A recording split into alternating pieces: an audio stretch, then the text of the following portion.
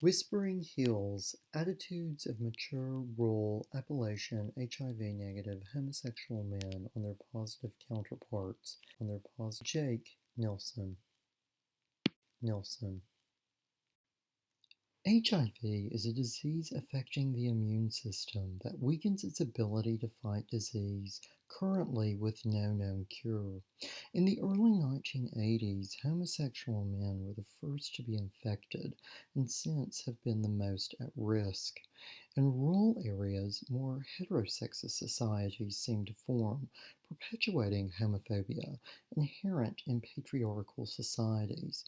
To cope with this phenomenon, homosexual men in such places may hesitate to identify with others like them and LGBT plus issues. Moreover, there is limited rural homosexual respondents in peer-reviewed studies, so for them there is a gap in helpful literature. Homosexual men aged 52 to 60 lived through the traumatic nascent stages of the AIDS crisis. This study hopes to gauge attitudes of those raised in Appalachia that remain negative toward their positive counterparts.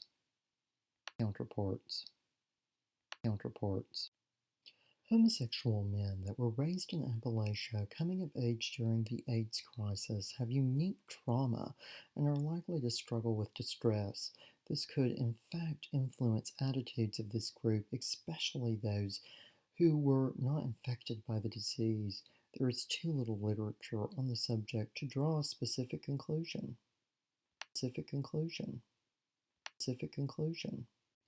The overall objective of this study is to investigate the effects of rural Appalachian culture on HIV-negative homosexual men's attitudes that have lived as an adult through the entirety of the traumatic HIV crisis relating to their HIV-positive counterparts. The following questions will be asked. What upsets were caused by growing up homosexual in rural Appalachia? Did you experience discrimination at any time? And if so, how did you cope? Were the effects lasting at all? Describe the experience when you first learned what HIV was. Do you know anyone with HIV personally? What knowledge do you have about those homosexual men battling HIV? When you consider HIV and those who live with the disease, what fears are at the forefront of your mind? Do you find those homosexual men who battle HIV or the disease itself threatening at all? When you think about HIV as an isolated to homosexual men in rural Appalachia, do you have any personal convictions?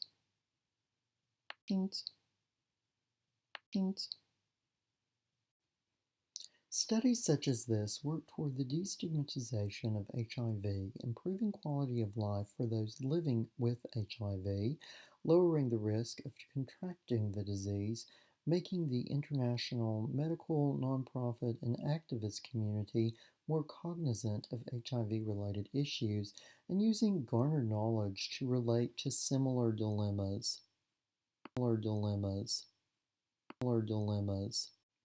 The limitations of this study were that the knowledge gathered will be limited by perspective and questions created by the interviewer. As the study will seek to explain societal strains, participants' responses could have been skewed toward a largely culturally favorable answer, and snowball sampling will bias the results toward the participants and with whom they are associated. The assumptions are that participants will perform to the best of their abilities, and that in this study they will respond truthfully, and that the attitudes of homosexual HIV-negative rural Appalachian men ages 52 to 60 towards their positive counterparts will be examined fairly.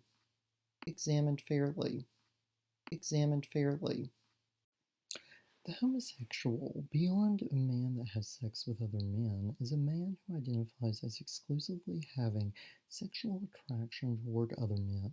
In this study, it is a subordinated man that by inherent cultural patriarchal dominance has difficulty articulating his experience, especially in relation to HIV. Rural Appalachia is a country United States region encompassed by the Appalachian mountain range without large metropolitan areas. In this study, it is termed a locale where masculine culture is more valued due to isolation and historically more brutal requirements for living.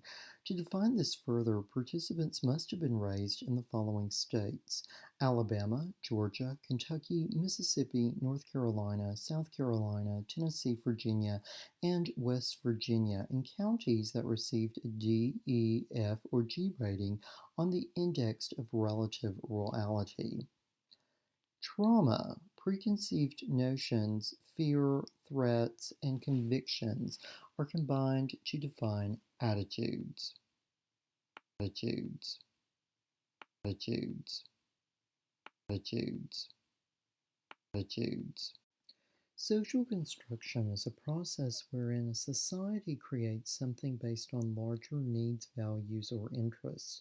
Social constructionism not only creates objects, but particular beliefs attached to them. Belief is based on a subjective theory or epistemology as to why one finds something true and how that relates to one's social self. HIV is a very real disease, but the stigma attached and encumbrance it creates is based on socially constructed, intangible beliefs that are influenced by worldview and how it relates to cultural roles. HIV is connected to psychological affliction and how the overwhelming prevalence of the first powers the latter. Even HIV negative homosexual males are more susceptible to the issues resulting from this epidemic. Internal homophobia created by stigma and discrimination build in these men increased risk for depression, anxiety, loneliness, suicidal ideation, and suicide attempts, as well as decreased self-esteem in a variety of contexts. Once in American history, the Appalachian Range was an unsettled barrier to expansion established by quick coming of homesteaders pushed out by eastern population growth. But it was not only the physical landscape that shaped the culture. Economic opportunity, notably farming, mining, and forestry, required workers tough enough to sacrifice for the industries. Many settlers, being independent enough to forge lives in an unfamiliar place, relished that there was a lack of hierarchy and a platform to found a life without unwanted influence. But in this search for autonomy, there was a certain marginalization that affected gender typing. Communities here became coteries, at least to American popular culture writers, for certain ideologies to advance a culture of wild, inaccessible wilderness, a region of people left behind by modernity, distant in time and space from the everyday world. Many of the ways in which Appalachian people have so long faced living conditions are synonymous with masculinity, the man as provider, an emphasis on male strength to accomplish work tasks, and expert nature skills. The actual geography and the more abstract sociology of the area can be seen as a single phenomenon, although the geographical isolation of the past has been overcome to a large extent with modern transportation. Evidence of the historical isolation remains. To first understand the impacts of HIV and it leading to the AIDS crisis, one must understand that sexual promiscuity in the gay community, circa 20 years before the epidemic, was comprehended as a celebration of liberation from a veil of a society that had so long hidden and stifled the entirety of a community. There are many in the homosexual community that saw their friends die traumatically from an undefined cause, making them more untouchable to the world in which they had just so recently gained societal power. Simultaneously, certain politicians and Americans still denounced a termed lifestyle and the plague it had brought upon the country, creating a continuum of dissimilar historical memories. Those who had contracted HIV or AIDS didn't only feel contaminated, but because of social factors, those battling the disease were shamed. Fears were affirmed, particularly for homosexuals with close personal relations, warning of consequences that may befall those who live as gay men, that they could be somehow living an immoral life. While most, no matter what their background, had at least some anxiety of getting the disease. But most importantly, the early AIDS crisis underscored mortality and the mass death in a generation compared to its recent exuberance in youth in the light of relationships, friendships, more intimate or familial ones that left many feeling guilty, scared, or alone. Moreover, most homosexual men would agree that in defining mortality, most significantly, again, a community of homosexual men emerged, albeit forever changed and maybe more united and sympathetic than ever. Than ever. Than ever. This study utilizes a qualitative research approach and follows a phenomenological method. This type of investigation is suited for finding out the unique perspectives of interviewees. Constructivism examines the truth of an individual experience. Open-ended interviews that allow for a personal narrative attain this. An interviewer will guide a 45-minute conversation with open-ended questions relating to attitudes. Data was analyzed by picking out emergent themes particular to the experience of homosexual HIV negative men in rural Appalachia, ages 52 to 60, relating on their HIV positive counterparts. Reports. Reports. The target population for this study will be HIV-negative homosexual men 52 to 60 years of age, having been born and lived until adulthood in rural Appalachia. This study will utilize snowball sampling, in which the beginning sample identified similar participants that agreed to interviews. Moreover, as sexual orientation is a sensitive subject, total anonymity will be assured. This will be made clear in recruitment procedures, along with the assurance that contributors would not be absolutely required to give information on potential subjects. Already surveyed individuals will act as a liaison between the researcher and the possible interviewees. Informational flyers will be used to describe the study and its attention to privacy. A face-to-face open-ended interview will be conducted with the participants that will include yes-no preliminary questions assuring they were fitting of the sample stipulations.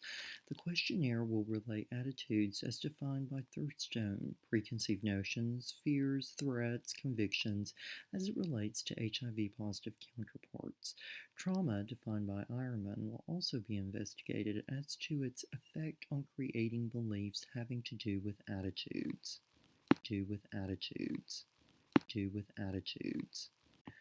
After the interviews are transcribed, the researcher will comprehensively read the material several times to remain cognizant of the whole of the material and its connections.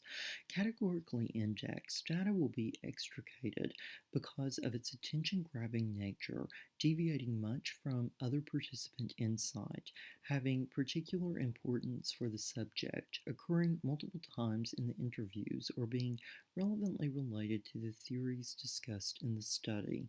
Data will be especially extracted if it directly relates to the research objective. The researcher will make an active effort to keep conscious of any personal biases and will make sure to exhaust the transcriptions at hand. Thank you for listening.